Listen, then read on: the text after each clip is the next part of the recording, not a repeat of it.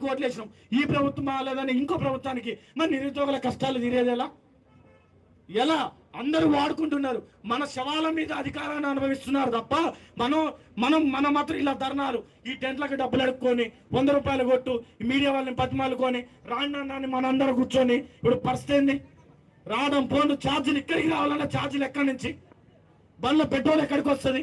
వాళ్ళకంటే కాన్వాయిలు ఉంటుంది, గవర్నమెంట్ మనం ఇచ్చిన ట్యాక్సులతో డబ్బులు కడతారు.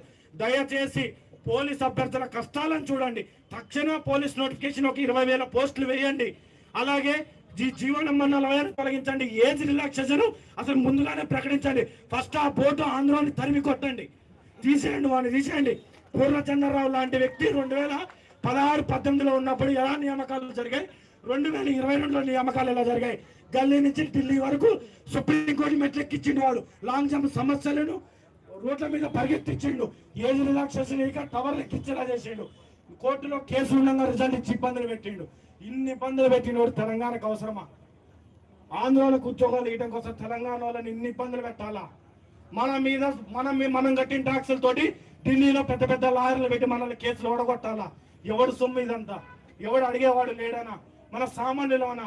ఆ బోర్డు చైర్మన్ గారు మనల్ని ఎందుకు గలవాడు? ఏనాడన్నా పోలీస్ బోర్డు చైర్మన్ కి రిప్రజెంటేషన్ ఇచ్చుకుంటా ఒక్క నిరుద్యోగైన పోలీస్ అభ్యర్థి ఫోటో బయటకు వచ్చిందా? 2020 నుంచి వచ్చిందా? వాడు ఎవరు అసలు మనల్ని కలవడానికి? ఎవడు? సీఎంనైనా కలుస్తున్నాం కానీ వాడిని కలవలేకపోతున్నాం. ఎందుకు కలవలేకపోతున్నాం? పబ్లిక్ సర్వీస్ కమిషన్ చైర్మన్ కూడా మన వాళ్ళు కలుస్తున్నారు, కానీ పోలీస్ బోర్డు చైర్మన్ ఎందుకు కలవనియట్లేదు? నేను ఒక ఎమ్మెల్యేని తీసుకొని పోతే ఎమ్మెల్యేని కూడా బయటకు వెళ్ళగొట్టిండు.